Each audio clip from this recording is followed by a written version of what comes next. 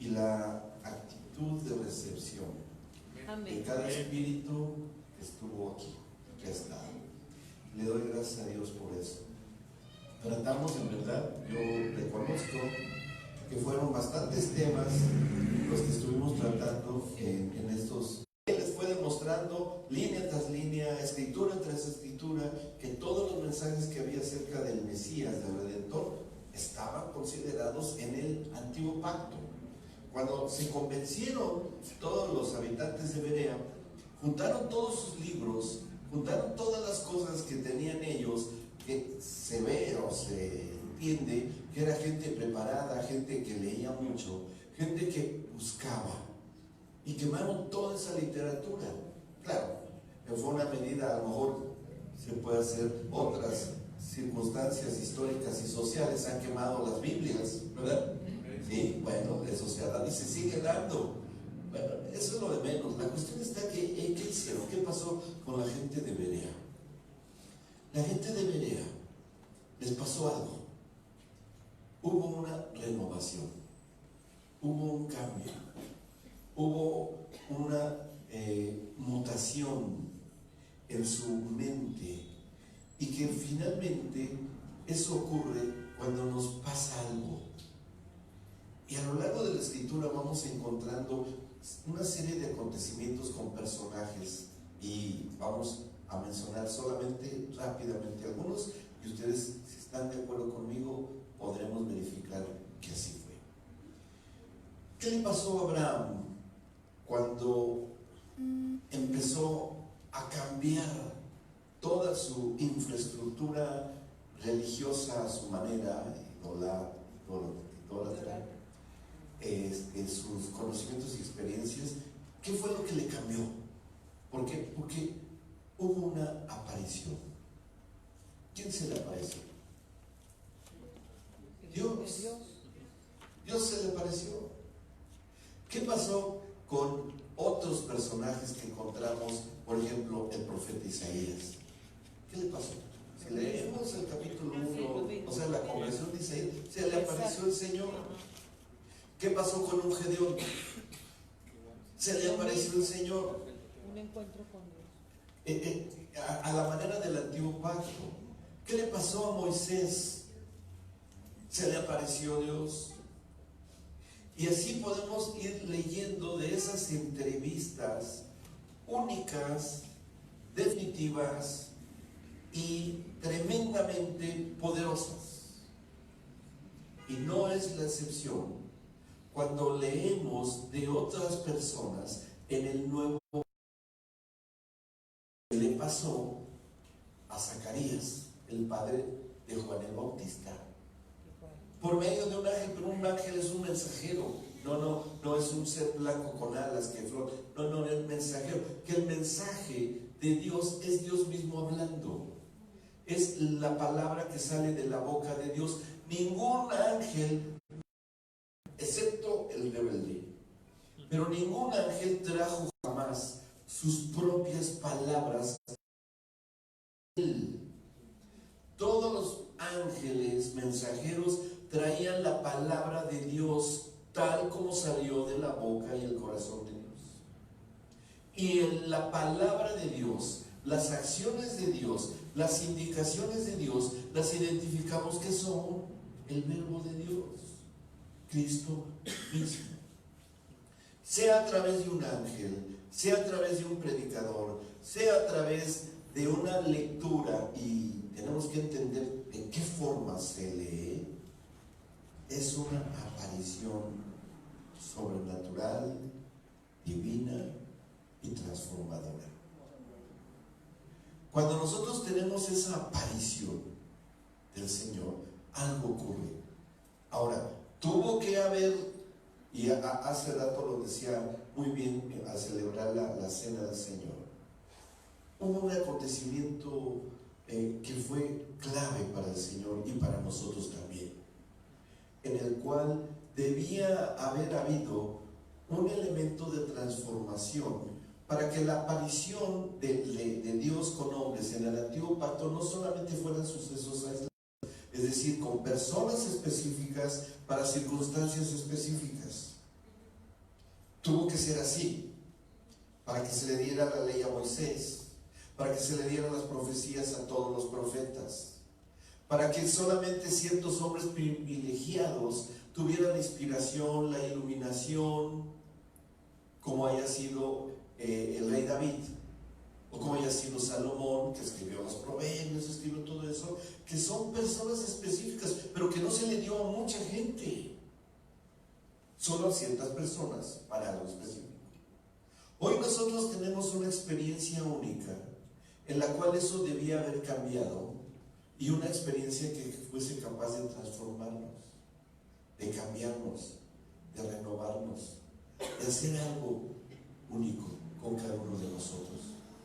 Cuando el Señor Jesucristo estuvo en la cruz del Calvario, y que nosotros identificamos, porque así lo identificamos en la Escritura, a la persona del Señor Jesucristo, estando clavado en la cruz, algo sucedió en este supremo acto de transformación para aquellos que experimentaron lo que vieron y que aún nosotros seguimos viviendo y experimentando. Acompáñenme por favor a la primera carta de los Corintios,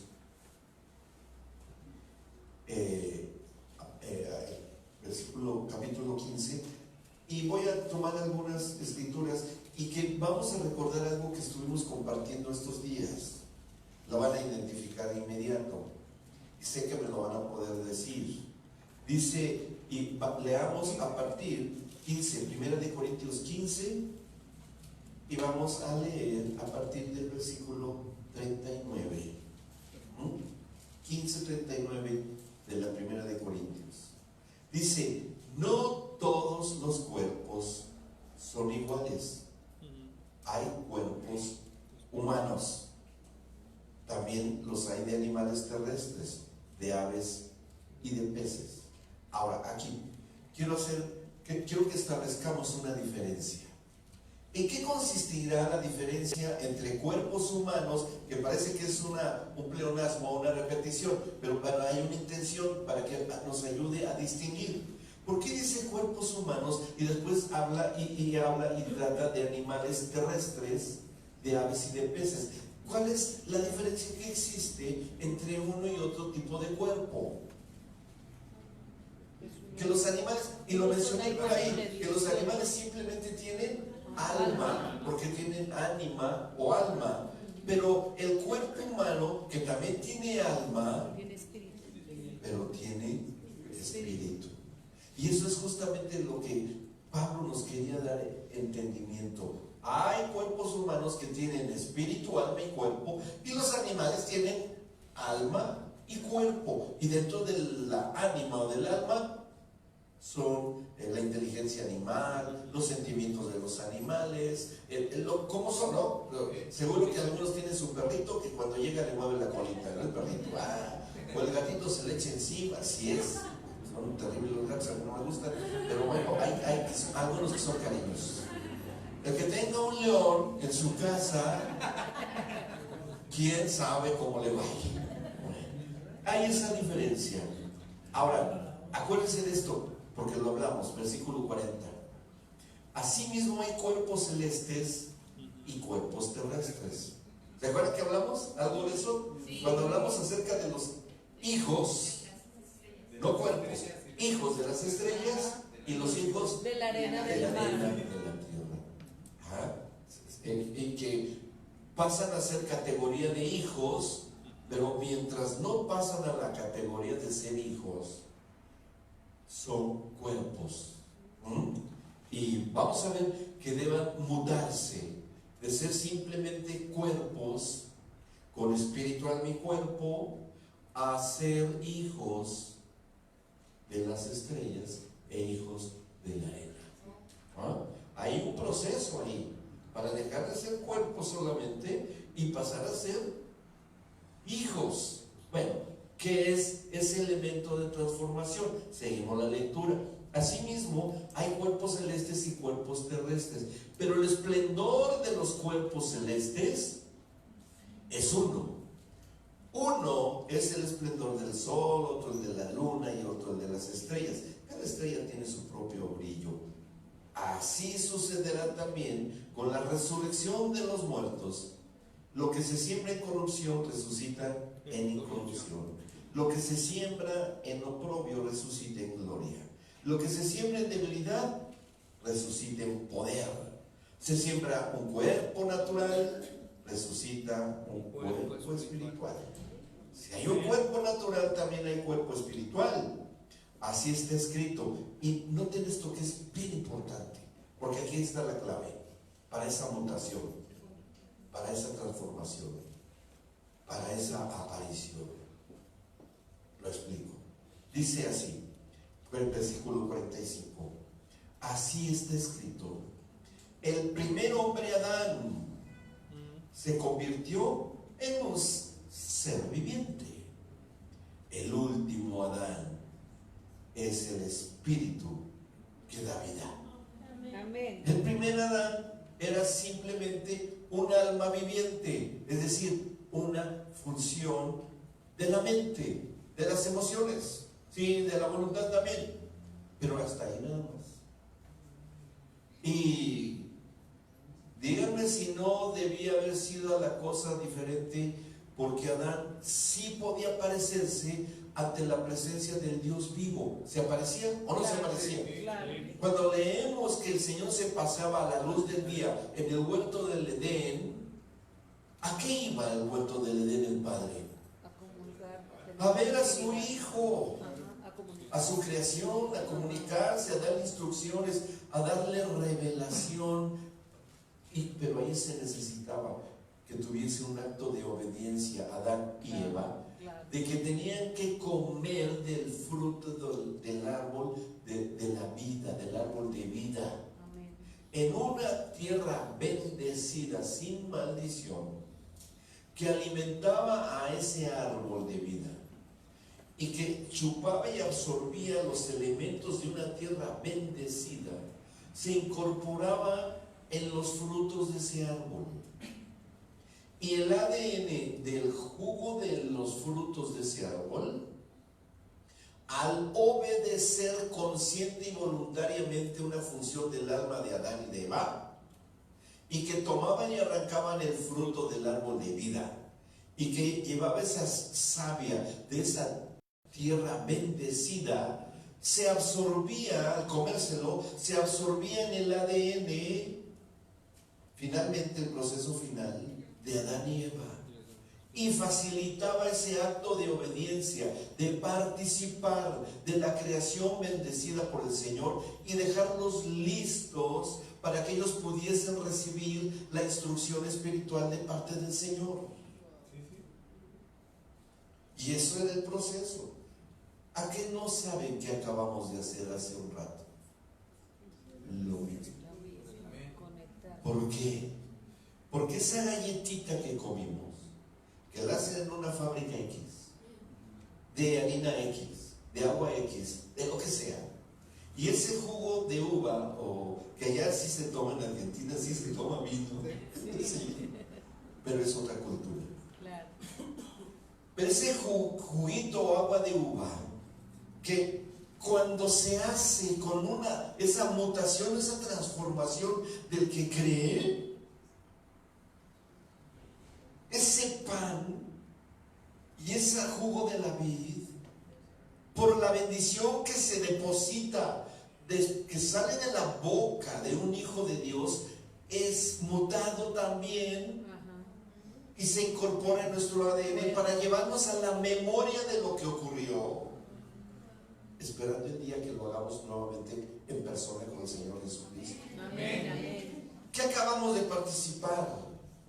De un acto, de un memorial, pero no fue simple pan o simple jugo de uva, fue el recordatorio de lo que tuvo en el principio, en el diseño original Adán, el primer Adán, pero que hoy, y lo espero de corazón, con la aparición de Cristo en este lugar, que ya está dada, a través de los que tienen a Cristo en su corazón y en su alma, se les está apareciendo a los que no la tienen. eso, esas apariciones que hubo en el antiguo pacto, hoy se dan en cada vez que se reúnen. ¿Por qué? Porque somos el cuerpo de Cristo. Y el que es el cuerpo de Cristo se le aparece al que todavía no forma parte de ese cuerpo, para que teniendo esa aparición ocurra. Y seguimos leyendo en lo que estábamos, y vuelvo a leer el versículo 45. Así está escrito: el primer hombre, Adán, se convirtió en un ser viviente, pero el último Adán, ¿cuál es el último Adán? ¿Cuál es el segundo Adán? Cristo es el segundo Adán. Así es. Y dice acá, el último Adán era el espíritu, y el espíritu del postrer Adán es un espíritu que da vida, es decir, es un espíritu vivificante. Y cuando se aparece el cuerpo de Cristo y Él como cabeza se aparece, que eso es el objetivo y la esencia del Evangelio, y se le aparece a las gentes que nunca se les ha aparecido la persona de Cristo, hay un cambio. Amén. Y hay una transformación. Y fue algo tremendo que tuvo que ocurrir cuando el Señor Jesús estaba en la cruz del Calvario, ya crucificado, y sale el Espíritu. Dice que estaba ahí rodeado, conocemos muy bien la escena, estaba el centurión, estaban los soldados, y ellos tenían que hacer una verificación legal de que el reo que estaba colgado ya estuviese muerto. Cuando se acercan y ven que estaban los dos ladrones a un lado de Cristo y al otro, que todavía estaban vivos, y que se acercaba la Pascua, y que respetaban las leyes judías de que no podía haber un reo colgado de las cruces por las ejecuciones romanas, pero por la ley de Moisés, que la respetaban por políticas, decían: bueno, eso es su religión, va y quita a los muertos allá, están vivos, bueno, rómpele las piernas para que se asfixien de inmediato. Y les fracturaron las piernas a los dos ladrones, para que inmediatamente, sin sostén de las piernas fracturadas, quedara colgado el cuerpo de los brazos, se asfixiaran en cuestión de unos cuantos minutos. Ya muertos, se cumplían las leyes romanas, y los descolgaban y al basurero, porque ese era el destino. Los echaban en el basurero de Jerusalén, que es el Gehenna, así le llamaban, o un prototipo del infierno, porque echaban azufre, porque el azufre encendido nunca se apaga. Ustedes meten una piedra de azufre y nunca se apaga, siempre está ardiendo, siempre está tarda mucho de ignición, muchísimo. Entonces ahí quemaban los cuerpos, los animales muertos y los reos. Cuando ellos se acercan a la persona del Señor Jesús, ya estaba muerto, ya había exhalado el Espíritu. Entonces no hubo necesidad de que le fracturaran las piernas. Se cumple una profecía, dice: tu santo jamás se le será quebrantado un hueso. Entonces, pero tenía que hacer la verificación legal, porque era todo un acta judicial. Entonces, ¿ya está muerto? Pues sí, todo aparenta que está muerto. Bueno, entonces traigan el metal, porque finalmente lo que usaron los romanos fue una espada atada. Fue una atada espada a un palo. ¿Por qué? Porque las lanzas romanas no alcanzaban a llegar al corazón. Tenía que atravesarse todo el corazón y partirlo. Entonces ataron una espada de las que usaban de doble filo en un palo, y le atraviesan, y entra la espada por acá, abajo del esternón, entra al corazón y lo parte. Claro, obviamente que ya era un formalismo, porque si no estaba muerto, con la espada lo mataban, ¿verdad? Ya cumplimos, sí está muerto. Pero lo que ocurrió fue que lo que fue. Hay un estudio muy serio de un grupo médico que se llama La muerte física de Jesús el Cristo. Hicieron en la Universidad de Mayo una investigación muy seria, y es un estudio forense muy completo. Yo como médico me interesó muchísimo y entendí todos los diagnósticos que tuvo Jesús en la cruz. pero no me llama tanto la atención técnica, bueno, es curiosidad médica, ¿no? Sino el contenido espiritual. Lo que brotó fue suero, porque la sangre ya se había coagulado. Y aún ni eso nos interesa, porque sí, médicamente hablando eso iba a salir. Lo que brotó de sangre y agua al cortarse la carne, y a ver, les pregunto a ver si lo identifican. ¿En qué momento de nosotros como seres humanos es que salimos de en medio de la carne y que primeramente antes de salir sale sangre y agua? En el parto de nuestras madres. En el postrer Adán, en el costado, como haya sido con el primer Adán, de que haya salido Eva y extraído del costado, ser que en el segundo Adán, también de su costado, y al abrir la carne y brotara el agua y la sangre como en un parto, naciera la postrer Eva, que es la iglesia. Wow. En la iglesia. Hermosa la similitud que esto tiene. Entonces cuando brota la sangre, y que por cierto le cayó al centurión ahí, dice que le cayó encima. Oye, qué envidia santa. Qué bendición. Qué envidia. ¿Y sabe que ese centurión se piensa quién era? Al que le había resucitado a su sirviente. El que le dijo que orara. Que, oye, Señor, un centurión que no era cualquier cosa, Señor, yo sé que tú tienes autoridad. Y basta una palabra tuya para que mi siervo sane. Y se queda admirado. Este está arriesgando su carrera, su vida, todo, para venirme a pedir públicamente, y me adora, además, porque se postró a adorarlo. Wow.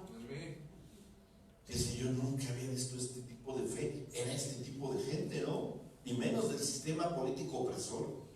Así es que, bueno, le dice: vete porque ya está sano tu siervo.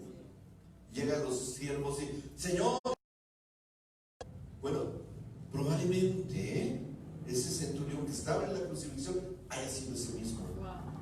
Y que después ese haya sido con ella. En Hechos 10. Cubierto con la sangre de Cristo. Uno, si ese fue, y yo espero que el Señor, estando allá con él, nos pase el videotape y digamos: sí era, yo tenía razón, sí era. Que ese hombre fue el primer hombre de lo que sería la iglesia de Cristo. Por su la cobertura que él tuvo de la sangre y el suelo de Cristo. Y de ahí siguió todo el proceso transformador. Ahora, ese hombre, cuando fue rociado con la sangre del cordero, ese hombre, ¿qué le pasó? ¿Qué tuvo? ¿Qué fue? Él dice: creo que verdaderamente este es el Hijo de Dios. Tuvo una aparición del Cristo.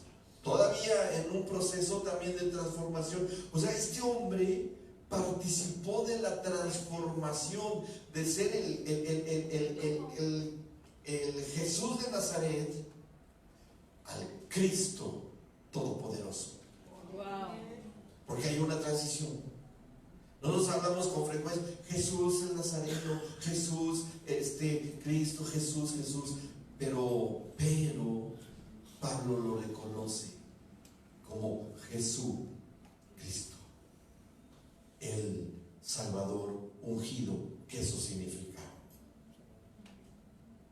De hecho, los judíos dicen el nombre correcto de Salvador, Yeshua, que Yeshua, que en el hebreo, como lo usan ellos, sí, y correctamente pronunciado, yo no sé eso, pero bueno, se supone que debo pronunciarlo bien. La connotación que se le da a la deidad es de Salvador, y eso contiene muchas cosas. Pero una traducción que no tiene, que no se aplica a a esa parte de la deidad, que es la misma palabra, se le aplica a los caballos. O sea que una manera de referirse a ese Salvador es al caballo. ¿Por qué? Porque los caballos en ese tiempo eran los salvadores de los soldados en las guerras, de la transportación, de la carga, de todo lo que podía haber hecho, y lo consideraban al caballo como un animal salvador. ¿Me explico? ¿En qué sentido lo piensan? ¿Sí? Entonces depende mucho de la aplicación que se le dé. A ver, caballo como salvador, como animal nada más, o me estás hablando del salvador, de la deidad, del que me salva y me rescata. Hay una diferencia. Como la que hablamos ayer, que me recordaron acerca de lo del yugo desigual, ¿se acuerdan? Que lo mencionamos. Que por un lado, marido significa, aplicándolo a los principios escriturales, significa proveedor, salvador, compañero, que me resguarda en el caso de ser marido de una esposa, ¿no? Cobertura. Pero la otra recepción, así como la del caballo, que es mi salvador, si me rescata, pues es un animalito noble, el otro es más fuerte, porque significa cadáver. ¿Sí? Marido significa cadáver. Depende de la aplicación, que esa es la que utiliza Pablo cuando habla acerca del yugo desigual. A ver, ¿tú estás vivo en tu espíritu? Sí, hombre o mujer. ¿Estás vivo en tu espíritu? Sí. ¿Por qué? Porque he tenido la transición y la transformación, porque se me ha aparecido Cristo como se le apareció a Pablo y me ha traído a vida nueva. Yo que estaba muerto en delitos y pecados, Él me trajo de muerte a vida y ahora estoy vivo en el espíritu, estoy activo en el reino de Dios, porque se me apareció Cristo, que puede ser a través del evangelio. Entonces, si es un varón y está casado, pasa a ser marido conforme al reconocimiento que tiene a través de las escrituras reveladas, en este caso por el apóstol Pablo. Pero si no tiene una aparición ese mismo marido, no tiene esa conversión por esa aparición milagrosa y transformadora de Cristo, aunque esté casado, es un muerto, un cadáver. Ese es el yugo desigual. Está fuerte, ¿no? Sí, pero está escrito así. Entonces, por eso es una advertencia tan seria, sobre todo para los jóvenes solteros, que se busquen una bien viva, pero en el buen sentido, en el espíritu, bien viva en el espíritu. Y las mujercitas solteras también se busquen a un bien vivo en el espíritu, para no se unirse en yugo desigual. Para que no carguen un cadáver. Imagínense cargar un costal de huesos, ¿no? Que en algunos matrimonios llevan una gran carga los vivos y llevan un costal de huesos cargando. Ya no aguanto a este. ¿Sí? Huele mal, huele a muerte. Ajá, ya no puedo más. Y bueno, ese efecto transformador, como el que nos dio a través del sacrificio en la cruz, dio origen y nacimiento a lo que es el reconocerle, desde que ocurrió con el centurión hasta nuestros días, y sigue sucediendo con algo doble que ocurre con el que se le aparece el Señor Jesucristo. Cuando nosotros leemos la experiencia que tuvo el apóstol Pablo en su conversión, y eso podemos encontrarlo en Hechos, acompáñenme porque ahí vale la pena que lo recordemos, capítulo 9 del libro de los Hechos. ¿Qué le pasó a Saulo? Porque ese era su nombre antes, y hasta cambia. A ver, ¿qué le pasó a Jacobo? Lo dijimos ayer. Y cuando se le apareció el ángel, que le cambió el nombre, es decir, le cambió la identidad de ser Jacobo a ser Israel. ¿Qué le pasó a Abraham? Así nada más. También le cambió el nombre. Se le aparece el Señor y le cambia el nombre a Abraham. Y Sara Sarai. A Sara Sarai, y les va cambiando el nombre con ciertas personas que tenían cierto objetivo preciso del Señor. Bueno, Saulo no fue la excepción, aunque la estrategia fue algo diferente. Pero bueno, a mí me gusta muchísimo lo que ocurrió. Saulo, ustedes saben, se dedicaba a perseguir cristianos, era fiscal religioso, mandado por el Sanedrín a apresar a los hombres y mujeres del camino, o como ellos dicen, de la secta de los del camino, que así le llamaban a los cristianos convertidos, y los llevaban para que los ejecutaran. crucificados o apedreados. Generalmente apedreados, como le ocurrió a Esteban. Bueno, dice acá en el 9:1, dice: mientras tanto Saulo, respirando aún amenazas de muerte contra los discípulos del Señor, se presentó al sumo sacerdote y le pidió cartas de extradición para las sinagogas de Damasco. Tenía la intención de encontrar y llevarse presos a Jerusalén a todos los que pertenecieran al camino, al único camino que es Cristo, fueran hombres o mujeres. Ahora, leyendo la biografía de Saulo, que no nos vamos a entretener en eso, porque él mismo la relata en otras de sus cartas, él era de la tribu de Benjamín, de fariseos, fariseo. Es discípulo de Gamaliel. Gamaliel fue alumno de dos super maestros de la palabra del antiguo pacto de la Torah, que fueron Shammai, que fue un maestro, y otro que se me fue el nombre ahorita, bueno, no importa, pero que se sabían de memoria el Antiguo Testamento, la Torah se la sabían de memoria, que inclusive dice que uno de ellos podía recitar de memoria todo el antiguo pacto para dar un solo pie. Así eran de buenazos, ¿no? Wow. Y ahí se educó Saulo, y tenía que estar bien educadito, si no, no podía trabajar en el Sanedrín, ¿eh? Entonces, cuando le envían a buscar a los cristianos que ya habían tenido una conversión auténtica, a ver, el perfil de Pablo en el conocimiento de las Escrituras. ¿Conocían las Escrituras? Sí. Al derecho y al revés, ¿verdad? Sí. Se sabía todo. Es más, él conocía, que hoy nos los pusieron con capítulo y versículos que antes no existían eso en el tiempo de él, pero él sabía lo de Isaías 53.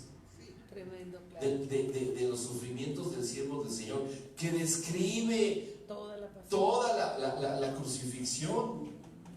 Si leemos el Salmo 22 y el Salmo 18, sobre todo el Salmo 22, habla de cuando Cristo está crucificado. Dice: han descoyuntado mis brazos, mis huesos, y puedo contarme las costillas, que eso es lo que ocurrió en la crucifixión. Lo sabía Saulo, sabía del mensaje de salvación, sabía y conocía lo que dice en Isaías cuando habla acerca de un niño nos es dado, que comerá leche y mantequilla y miel, y que su nombre será Emmanuel, que es Dios con nosotros. Él lo sabía, experto en la ley. ¿Por qué no pudo distinguir Saulo todo lo que él vivió y que tuvo ahí enfrente, y él tuvo un encuentro personal con Cristo mientras estuvo en el ministerio terrenal Cristo? ¿Sí? Seguro que lo conoció, seguro que lo vio. Es más, tenía que haber estado presente cuando Pilato exhibió a Cristo en la plaza para que lo crucificaran. Tuvo un encuentro personal con el nazareno flagelado. Sí lo tuvo. ¿Y por qué no tuvo un cambio ahí? A lo mejor alguno de nosotros diría: yo quisiera haber experimentado eso, ¿no? No, iba a ser muy sangriento, muy terrible, y ahí me pararía y gritaría: no, Él es el Salvador del mundo, Él es, que no se dan cuenta que Él es el Mesías. Pues ahí, pues bajen a los ladrones y me suban a ¿no? ¿Qué anda diciendo? Cualquiera de nosotros sí lo puede, pero ¿por qué no lo hacemos? Porque ya hubo un cambio en nosotros. Pero no lo hubo en Saulo. ¿Por qué no tuvo ese cambio en ese encuentro?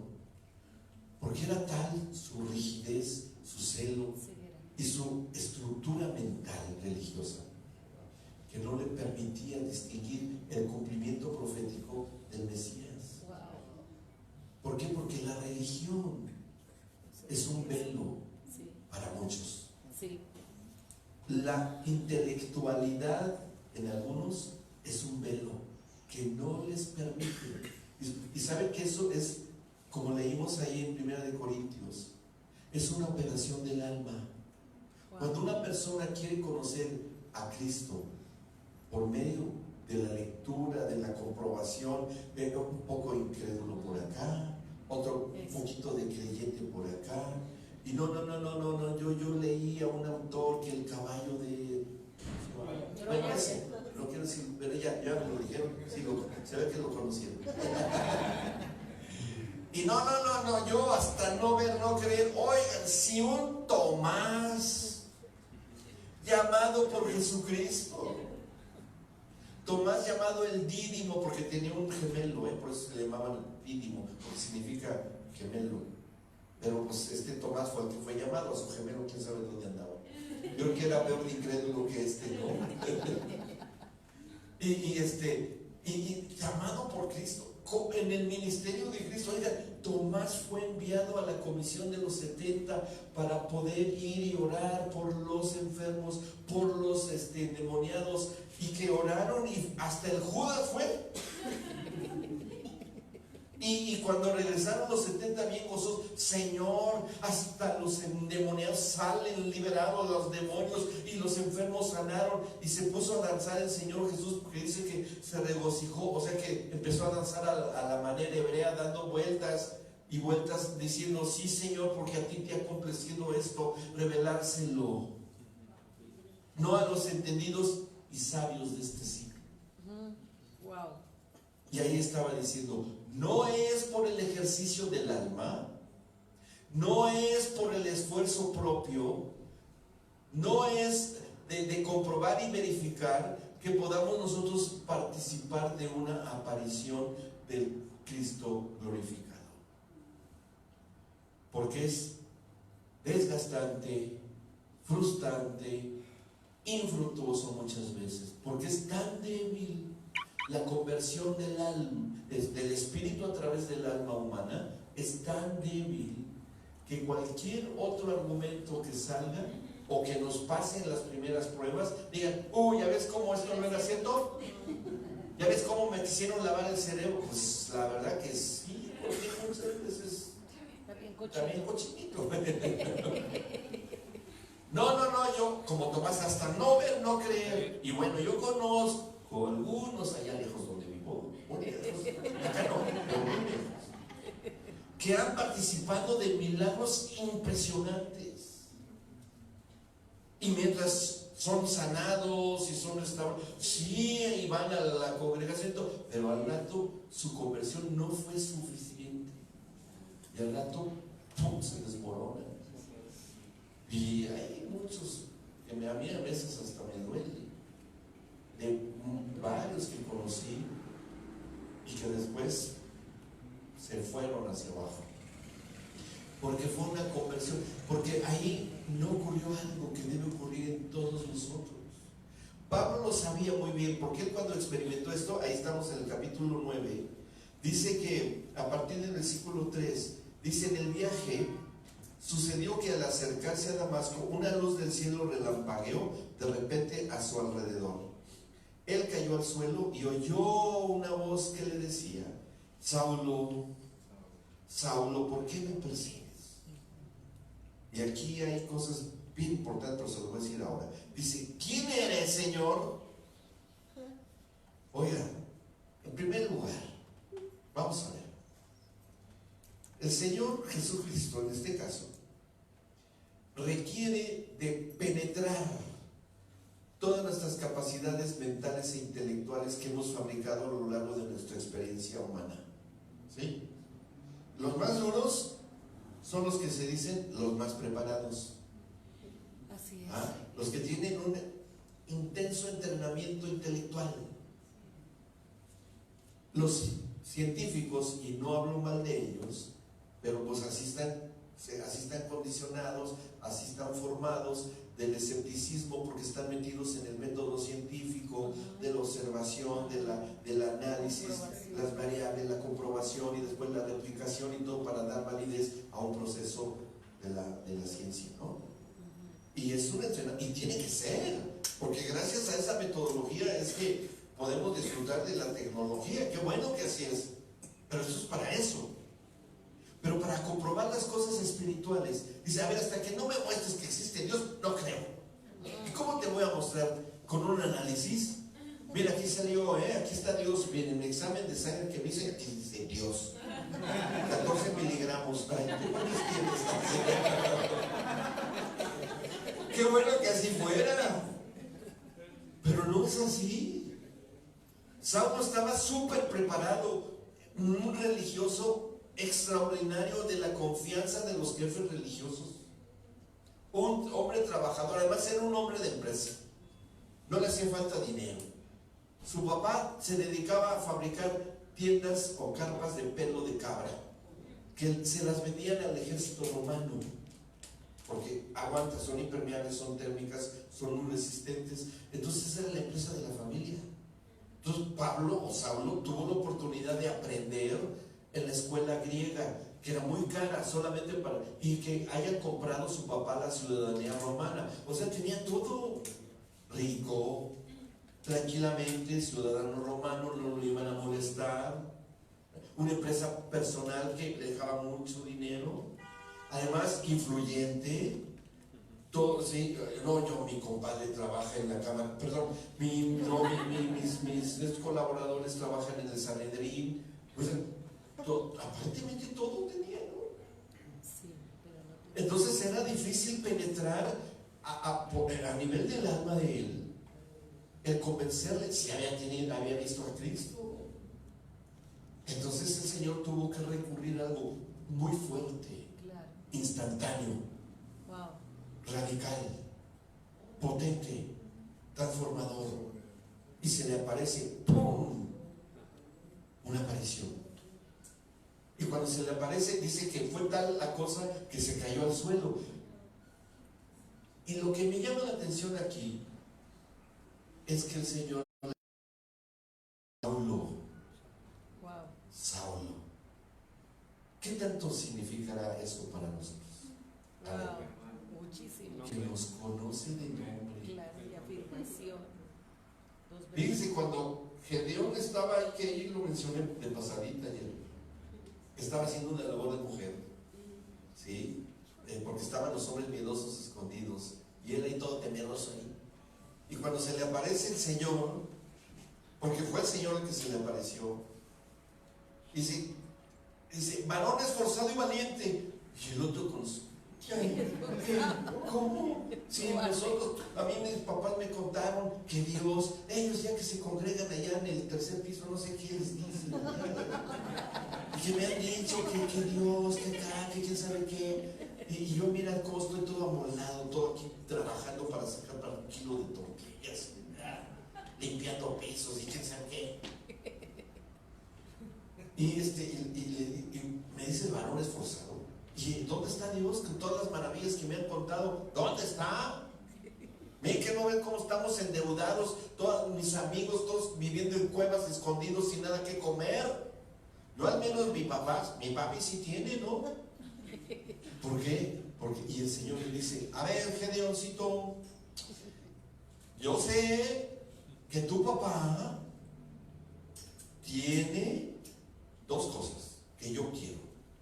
Una, tu papito tiene un ídolo de madera, de acera, ahí en tu casa. Por eso esa falsa deidad les permite que estén comiendo. Quiero que la cortes en pedazos, que la quemes para que me hagas un sacrificio. Segunda cosa, tu papá, de todo el montón de ganado que todavía tiene, por esa protección de esa falsa deidad, tiene un toro que tiene 3 años de edad y quiero que me lo sacrifiques. O sea que es lo mismo. A ver, cuando hay una aparición del Señor, mira, yo sé que en tu casa tienes ciertas cositas a las cuales tú les pides protección, ¿sí? Y yo sé que tú tienes tanta dinerito, iba a decir platita, pero bueno, me cuatrapea todo, tanto dinero en la cuenta de tu papi, y quiero que me hagas a esto para esto y esto y esto. Así de exacto conoce el Señor nuestra biografía. Wow. Él sabe bien todo, porque pues si no lo supiera todo, ¿qué clase de Dios tendríamos? Así es. Conoce todos los secretos guardaditos en nuestro corazón. Wow.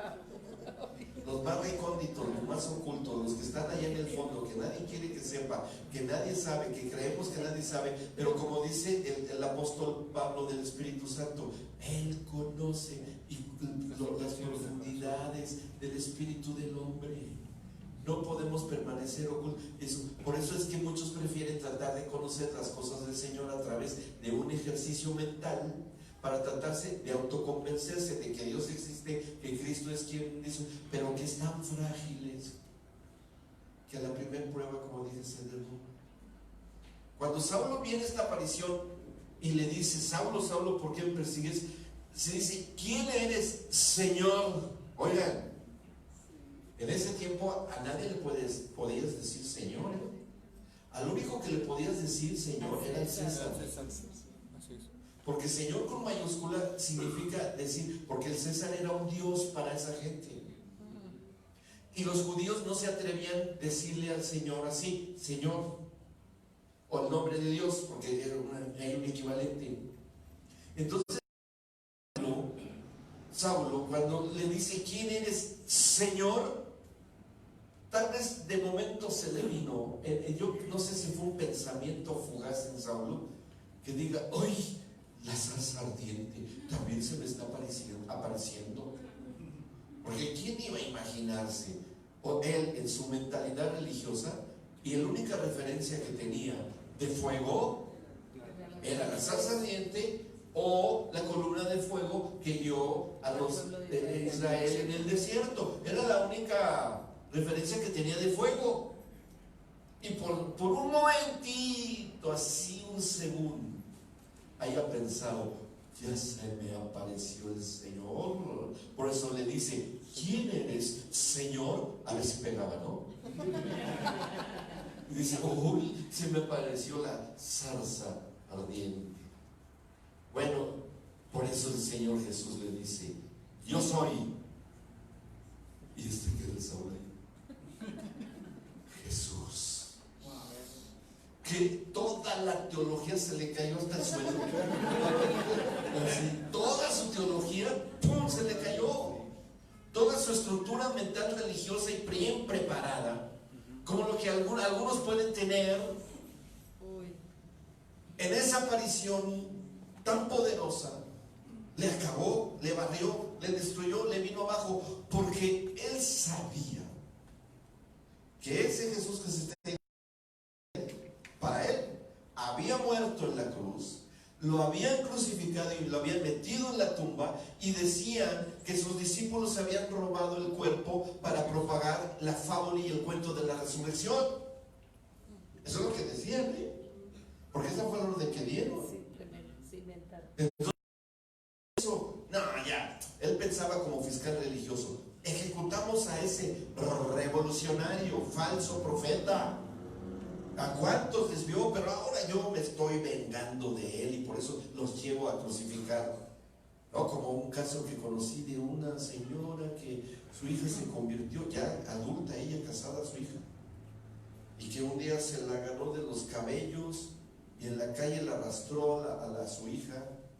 El marido era alcohólico y no se metía, y esta mujer se llevó arrastrando de los cabellos en la calle para que se fuera a arrepentir y ir a un lugar específico para que ahí dijera que se arrepentía de haberse metido en algo que era.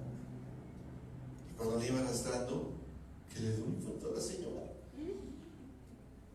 tuvo que soltarla y la tuvieron que llevar al hospital y todo, y estuvo ahí un tiempo, después se murió. Pero eso sí, antes de morir recibió a Cristo. Sí, pues sí, la vio cerca, ¿no? Bien cerquita. Y bueno, el Saulo estaba sano, porque si no le hubiera pasado lo mismo. Pero bueno, y dice, yo soy Jesús a quien tú persigues. ¿Y saben? Cuando le dice eso, a ver, pero ¿cómo? Pues si yo sé, a ver, en primer lugar, yo vi cuando te mataron. Segundo lugar, tu cuerpo lo tienen escondido tus discípulos. Tercer lugar, no es Dios, no es el Padre, ni la zarza ardiente, ni la columna de fuego. ¿Por qué? Porque él mismo en su ley, a la que yo sigo y conozco perfectamente, en Levítico 20 dice que no se deben de invocar a los muertos. Entonces, ¿cómo te me apareces de esa forma y dices que eres Jesús, el Entonces, si el Padre no permite que se comuniquen los muertos con los vivos, luego entonces si eres Jesús, luego entonces si estás vivo, y entonces si resucitaste. Wow. Conversión instantánea que choca con tus elementos y estructuras mentales de incredulidad. Wow. Gracias. Y los incrédulos, miren, sufren mucho. Al lago de fuego. La verdad. Apocalipsis. Porque si un miembro de una familia tienen a un creyente, ya se tienen la aparición del Mesías Redentor resucitado en medio de su familia. Amén. Con todo lo que emana de él, todo lo que fluye del Mesías Redentor y resucitado está con ese jovencito que recibió a Cristo, con esa abuelita que recibió a Cristo, con ese varón, papá, que antes era de lo peor y que de repente, ¿qué te pasó? Así como a Saulo, ¿qué le hicieron a este? Ya no dice groserías, ya no se sale con los amigos a gastarse. Ahora, algo le pasó a este. No, pues ¿qué fue? Fue el mismo proceso transformador. Wow. El mismo. Cuando le dice, yo soy Jesús a quien tú persigues, para rematar, a quien tú persigues. Ay, pero no es que son esos.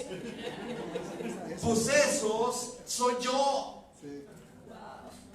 Ellos y yo somos uno. Ellos y yo pensamos igual. Ellos y yo soy su cabeza y ellos son mi cuerpo. Y estás lacerando mi cuerpo. Wow. ¿Y sabes qué, Saulo? Eso tiene un precio. Wow. Y es que tú, si no te arrepientes, bueno, no se lo dijo, pero él entendió, ¿no? Con esa aparición. Dice, que tú persigues, y sí se lo dijo, no estoy exagerando, porque dice, a quien tú persigues, le contestó la voz. Ahora dice, levántate y entra en la ciudad, que allí se te dirá lo que tienes que hacer. Oiga, no le dijo, don Saulo, le pido un favor. ¿Sí? Don Saulo, señor sabio de la religión, gran fiscal religioso, que tiene un papá de poderosa empresa y tiene mucha platita, mucho dinero en el banco. ¿Me puede hacer un favor? ¿Se puede usted levantar en esa ciudad? Yo sé que está muy ocupado, que su agenda y que tiene que reportarse con sus jefes, pero hágame ese favor. No. El soberano y rey de reyes le dice, levántate y ve para allá, allá se te va a decir qué hacer. Wow. En una orden llena de autoridad. Wow. El gobernante de toda la creación. Gracias, Señor. Ante un hombre necio, religioso, con sus propias convicciones fabricadas e imaginadas por él, ahora está recibiendo una orden perentoria, llena de autoridad. Allí se te dirá, no te lo voy a decir ahora porque no quiero. No, pero es que ya que no. Aprende obediencia y mansedumbre. Aprende que la obediencia al Señor se genera en nosotros, en el que tiene una aparición transformadora. Surge algo en nosotros, que es la obediencia sin cuestionar al Señor. Es una aparición en una transformación, que es la que estamos viendo que está viviendo Pablo, Saulo todavía. Dice el 7, los hombres que viajaban con Saulo se detuvieron atónitos, porque oían la voz pero no veían a nadie. A ver, espérame, ¿qué está haciendo ¿a dónde fue el hijo? Pues que le llevaron unos amigos que se iban a congregar. ¿Que a congregar? ¿Y qué es eso? No, pues no sé. ¿Y con quiénes fueron? Que se dicen cristianos. Yo soy cristiano, pero pues entonces, bueno, no cristiano, de otro club. Pero entonces, ¿y luego qué está haciendo? Porque le está hablando a Dios. ¿Cómo que le está hablando a Dios? ¿Está haciéndose algo escrito ya de hace muchos siglos? No, está hablando como si tuviera un amigo. No, pues este ya se trastornó. No tiene un delirio religioso o algo, hay que llevarlo al psicólogo porque quién sabe qué le está pasando. Y bueno, estos no entendían, no sabían que les estaba hablando Cristo. Mira, si ellos hubieran entendido, pero no iban a poder, porque su renovación de mente aún no la tenían. Pero Saulo estaba en esa transformación. Luego dice, no veían, porque oían la voz pero no veían a nadie. Saulo se levantó del suelo, pero cuando abrió los ojos no podía ver. Así que lo tomaron de la mano y lo llevaron a Damasco. Estuvo ciego 3 días sin comer ni beber nada. Oye, ¿sabe cuál es el límite de vida para el ser humano de no tomar agua? 3 días. O sea que Saulo tuvo que llegar al límite de la vida, de su propia vida, y ciego, además, para que en esos 3 días pasara algo con él. ¿Qué pudo haber experimentado Saulo en esos 3 días? ¿Cree que se pudo? Como no veía nada, no podía leer nada, además no estaba en una sinagoga para abrir la Torá y volverla a repasar.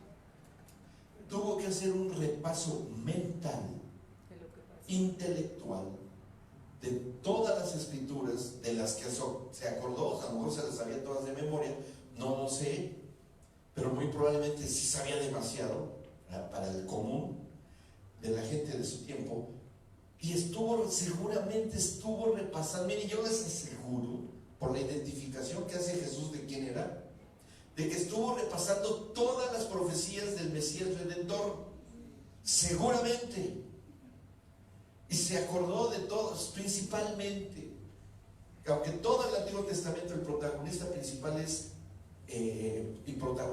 Jesucristo, pero él seguramente se enfocó en todo lo que tenía que ver con el ministerio del Mesías. Así es que se metió a tratar de recordar, sí, pasó esto, y dice sí, porque no tenía Nuevo Testamento, ¿verdad? Todavía no escribía sus cartas, todavía no iba a leer a Pablo. ¿Qué dice Pablo en la primera carta? Todavía no pasaba eso. Tuvo que recurrir al Antiguo Testamento para que esa aparición tan tremenda y espectacular le hiciera destruir en él, o como dicen hoy elegantemente la pedagogía, desaprender para aprender. Tuvo que despersonalizarse de sus estructuras religiosas. Tuvo que salir de sus patrones, de que es que a mí mi abuelo y mi tatarabuelo me enseñaron. Son estructuras mentales de tradiciones y cultura religiosa nada más, pero no transformadora. Es que tuvo que estar repasando. Y cuando pasaron esos 3 días, llega un hombre que escogió el Señor, que fue Ananías, un talabartero, que trabajaba la piel, un curtidor que fue y le dijo: Saulo, el Señor me envía, y hasta su nombre, y el Señor le da instrucciones: ve, hay un hombre que se llama y tal, que está ahí, que fuera pero es que es perseguidor de nosotros, tú ve. Y bueno, fue, ¿no? Y le dijo: el Saulo, el Señor te sana, me ha enviado a sanar. Se le cayeron como escamas de los ojos. No eran lentes de contacto, era el Señor, ¿sí? ¿Y qué pasó con Saulo? Tuvo algo que él después va a escribir en la carta a los Efesios. Vamos ahí. Y con esto ya vamos ahí, buen camino. Vamos ya al final de esto. La iglesia de los Efesios, era una comunidad muy preparada. Le gustaba leer mucho. Y fueron los que apoyaron a Pablo en su ministerio. Ellos lo apoyaron muchísimo por medio de ofrendas. Y no eran de mucho dinero, pero lo apoyaban. Pero Pablo se dio cuenta que esta comunidad tenía una gran hambre de las cosas espirituales. Y él les dice y les confirma el proceso que han tenido, porque él ya lo había experimentado, del proceso transformador, de tener una mente humana, no se le desaparece, sino que la mentalidad, la mente, lo intelectual y lo emocional de Pablo, el Espíritu Santo lo acomoda, lo mete, lo sumerge en la mente de Cristo. Y al estar presente Cristo en nosotros, obviamente que si decimos que Cristo en nosotros, tenemos también su mente. Amén. O nada más el nombre. No. Tenemos también sus sentimientos. Yo pregunto. Sí. Es decir, tenemos la compasión y el amor por el prójimo, la capacidad de perdonar, el entendimiento espiritual abierto. O sea, toda la mente de Cristo está en nosotros, y lo que Él espera es que rompamos voluntariamente nuestras propias estructuras, viejas estructuras mentales, intelectuales, y al romper voluntariamente, como lo tuvo que ser, y no esperamos una aparición tan espectacular como la de Saulo, con él tuvo que ser así, pero con nosotros, a través de la predicación del Evangelio, tenemos esa misma aparición, para que en ese momento se rompan todas esas estructuras viejas y rancias en nuestra persona. Amén. Y que nos acomodemos, nos sumerjamos. Que eso es lo que hace el Espíritu Santo en el bautismo en el Espíritu. Nos sumerge. ¿Pero en dónde nos sumerge? En agua. Esa es una simbología, o es una cuestión nada más para dar testimonio. ¿En qué nos sumerge el Señor? El Espíritu Santo nos sumerge en la profundidad de la mente de Cristo. ¿Sí? Para que empecemos a tener un entendimiento de las cosas espirituales, para que empecemos a oír y entender las cosas de Él, para que el proceso mental que tenemos, aún siendo nuestro proceso humano, pero ya estando nosotros ya acomodaditos dentro de la mente de Cristo, empecemos a tener este entendimiento. Y eso es lo que le dice, miren, el capítulo 1 de los Efesios, a partir del versículo 7, dice: en Él tenemos la redención mediante su sangre. Bien, ya lo dije. Dice, el perdón de nuestros pecados. Bien, ya eso ocurrió. Perdónalo, Señor, porque no saben. Ahí está el alma. El hombre, la humanidad, no sabe por su alma, no sabe lo que están haciendo. Dice, sigue diciendo, y la tercera es conforme a la riqueza de la gracia. Es decir, con la misma forma y manera en lo que es la gracia. Ayer dije y traté de dar a entender lo que es la gracia, que está a nuestro lado. De un lado nuestro está, del lado izquierdo está el Padre, del lado derecho está el Hijo, y nosotros, y el Hijo dándonos un abrazo y una cobertura, poniendo su cabeza sobre nosotros como cuerpo. Amén. Y esa es la gracia, en el que empieza a correr y a fluir la sangre de Él a través de su cuerpo, que somos nosotros. Amén, sí. Transportando ese elemento de esa sangre preciosísima, todo lo que Él quiera darnos a comer, como se le haya dado a Adán y Eva en el huerto del Edén, pero que ahora Él, como la vid verdadera, ahora la savia de Él fluye a través de nosotros para tener este entendimiento. Y vean para qué, porque dice así el 8, que Dios nos dio en abundancia con toda sabiduría y entendimiento. Él nos hizo conocer el misterio de su voluntad conforme al buen propósito que de antemano estableció en Cristo, para llevarlo a cabo cuando se cumpliera el tiempo, reunir en Él todas las cosas, tanto los del cielo como los de la tierra. Entonces, aquí hay algo que se tiene que conocer, aquí hay algo que se tiene que saber, aquí hay algo que nosotros tengamos que determinar, entender e introducir en nosotros. Vamos al versículo, en ese mismo capítulo, en el versículo 17. Pido que el Dios de nuestro Señor Jesucristo, el Padre glorioso, les dé el espíritu de sabiduría y de revelación, para que lo conozcan mejor. Amén. No ya nada más en tu mente, No nada más tener una referencia de un gran revolucionario social.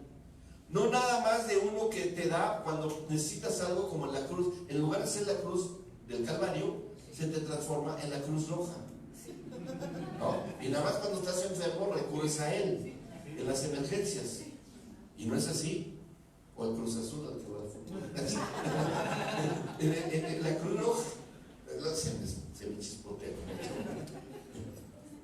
No, él dice: para que lo conozcan mejor, pido también que les sean iluminados los ojos del corazón, como los de Pablo. Así es. ¿Sí? Que se les quite la ceguera de su espíritu, porque corazón significa espíritu. Los ojos del corazón, para que sepan a qué esperanza Él los ha llamado, cuál es la riqueza de su gloriosa herencia entre los santos, y cuán incomparable es la grandeza de su del poder a favor de los que creemos.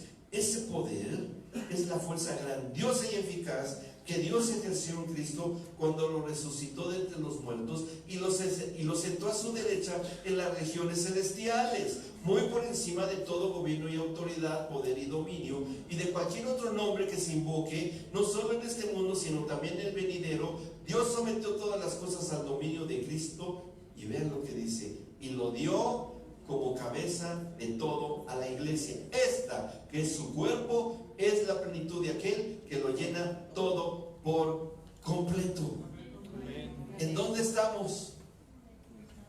En el trono de la gracia, como cuerpo de Él, y Él como cabeza, oyendo la voz del Padre, la dirección del Padre, qué hacer, qué decidir, cómo hacerlo. Viene el pensamiento en su mente de Él, vienen todos los procesos mentales y espirituales en la persona de Cristo, y la transmite a su cuerpo, a nosotros.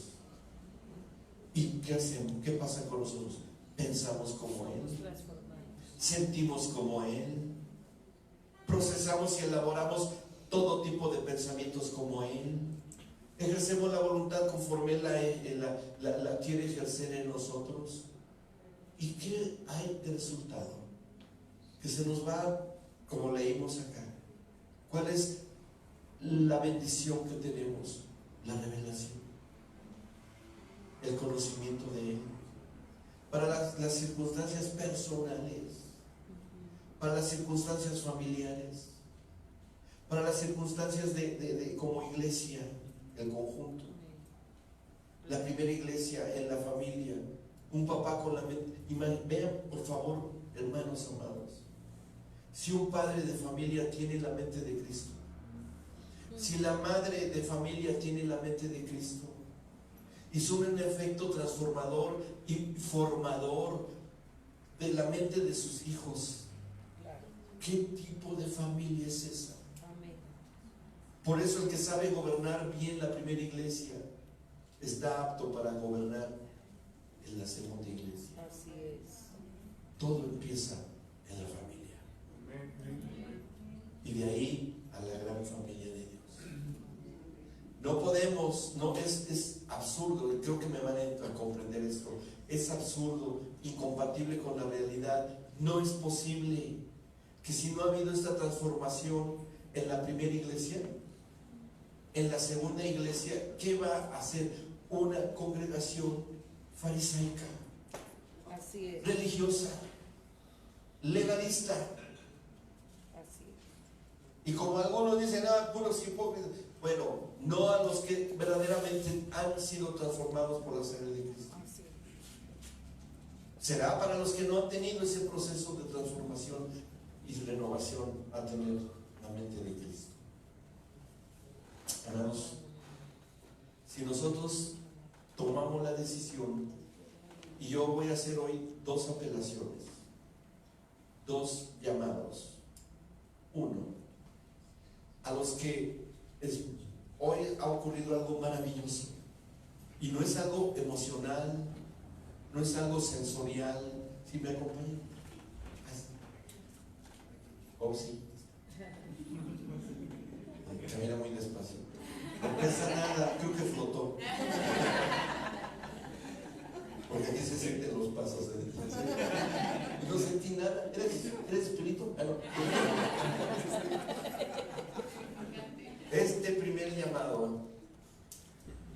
algo ocurrió hoy, y no es emocional ni sensorial, es algo espiritual. La manifestación del Cristo resucitado a través de su cuerpo que está aquí reunido. Amén. Y que viene por primera vez, quiero decirle y darle esa buena noticia, que hoy se ha aparecido el Señor Jesucristo. No como usted tenía en su mente o su idea, sino en esto que yo le estoy diciendo, que Cristo en nosotros, aunque tengamos una cara X, una estatura X, un color de piel X, no vea eso por favor, sino a lo que se porta, que fue lo que reconoció Cornelio el centurión cuando entró Pedro a llevarle las buenas nuevas. Y dice que cuando Cornelio vio a Pedro, se postró y adoró. Y Pedro le dijo: no, espérame, levántate porque yo hombre soy. No, Pedro no se dio cuenta que Cornelio pudo distinguir a quién portaba Pedro, y él adoraba a Cristo en Pedro. Por eso se postró. Y es lo mismo. Deje de vernos a nosotros los que estamos acá, que ya hemos experimentado esa aparición de Cristo en nuestras vidas, sino que el Señor Jesucristo está aquí presente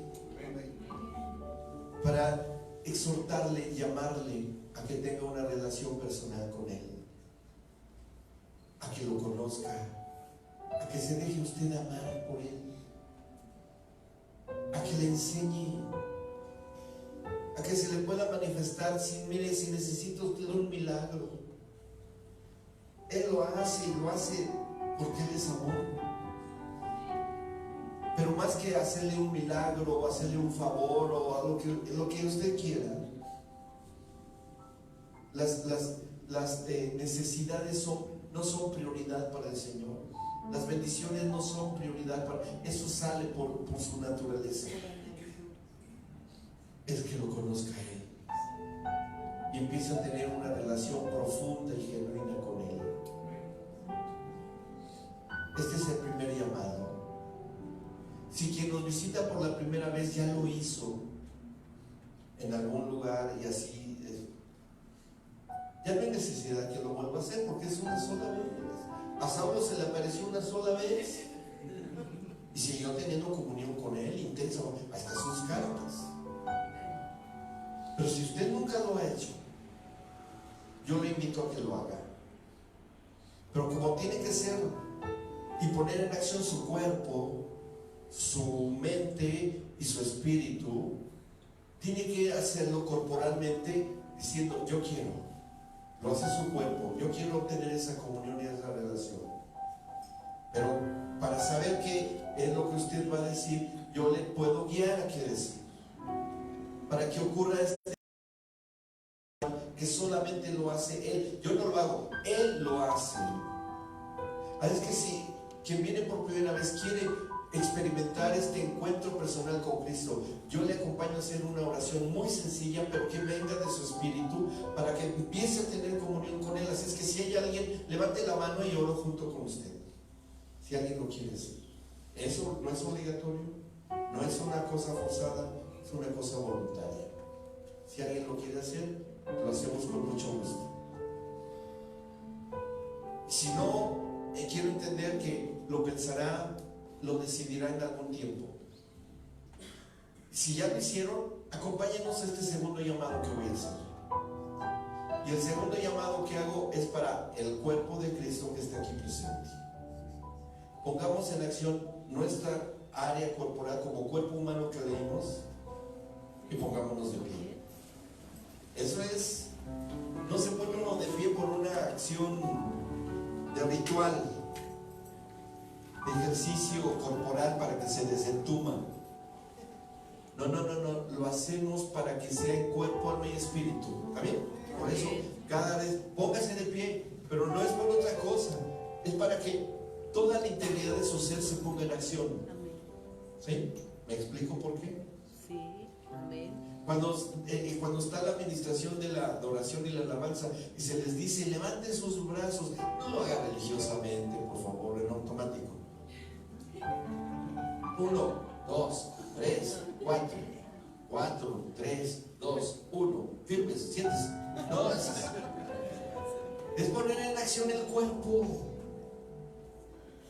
parte básica del templo viviente. La fachada, la estructura, lo que se ve, ¿sí? Por eso, vengan al frente para que oremos. No es una actitud de culto religioso, es poner a disposición el templo viviente. ¿A qué quieres, Señor? Así es. ¿Qué quieres?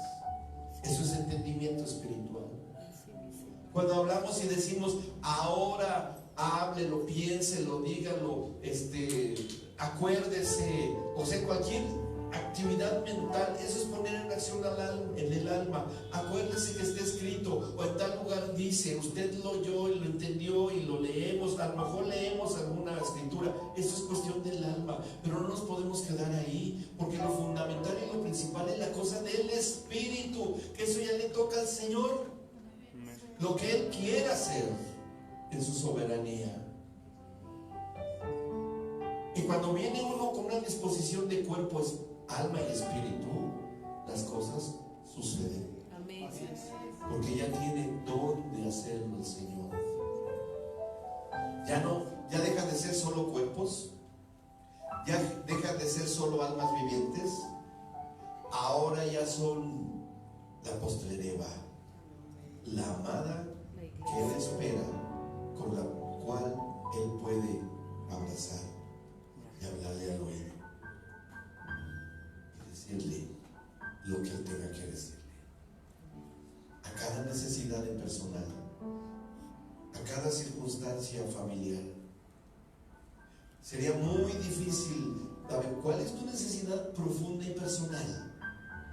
Como el Espíritu de Dios es el único Espíritu que está en todos, Él sabe la necesidad particular, privada que usted tiene y necesita.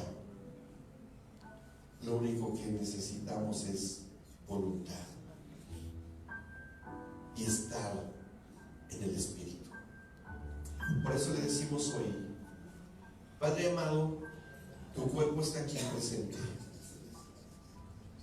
Cada parte de tu cuerpo está aquí. Templos vivientes, cuerpos esperando la glorificación, que si bien es carne, pero ella está destinada a ser incorruptible. Si bien son cuerpos avejentados, cansados, tal vez enfermos, pero eso no nos detiene para estar en tu presencia. Que sí somos mentes con diferentes preparaciones educativas, diferentes mezclas de emociones y sentimientos, con diferentes traumas, problemas tal vez emocionales, que nos llevaron a una forma de vida que a lo mejor nos perjudicó, nos enfermó, nos amargó, nos aburrió tal vez, y que nos llevó a movernos a nivel de la incredulidad. Pero es diferente, Señor, porque tú estás aquí, Señor Jesús. Y lo que nos mueve, nos motiva, nos llena de emoción en nuestra alma, captura nuestra atención y nuestro ejercicio intelectual, y porque queremos, por nuestra voluntad, es que tu Espíritu nos ministre y nos llene de tu presencia, de tu revelación, de tu entendimiento, en una transformación de mente, de que nuestra mente muy humana, y que no nos las vas a desaparecer porque la necesitamos y tú la necesitas, se sumerja en tu mente, Señor Jesucristo.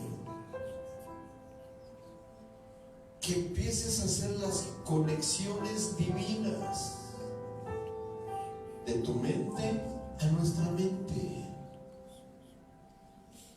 que empieces a traernos un entendimiento espiritual al leer tu palabra, a que nuestro oído espiritual y nuestros ojos espirituales estén oyendo y viendo lo que tú oyes y lo que tú ves que viene del Padre, porque estamos sentados en el trono de la gracia. Que quitemos todo argumento mental, que sea roto todo bloqueo espiritual, para que fluyas, para que tu sangre fluya a nosotros como cuerpo, para que tu alimento que viene del Padre, que tú tienes también para nosotros, fluya, para que tengamos una renovación en nuestro espíritu, una renovación en nuestra mente. Y entonces sí, caminemos como tú caminaste, para que toquemos como tú tocas, en el amor santo y santificado, primeramente a nuestra familia, a nuestro cónyuge, a nuestros hijos, que perciban y sientan el abrazo tuyo a través de nosotros, no algo fingido, sino algo auténtico, restaurador, poderoso, sanador, perdonador, que se pueda extender esta misma esencia e impartición a nuestro prójimo, a nuestros hermanos en la fe y a todos los que estén a nuestros lados cuando caminemos en la vida. Que tú te manifiestes con milagros y maravillas. Sí, Señor, va a ser muy bueno, y si no, no hay problema. Es tu soberanía lo que lo hace.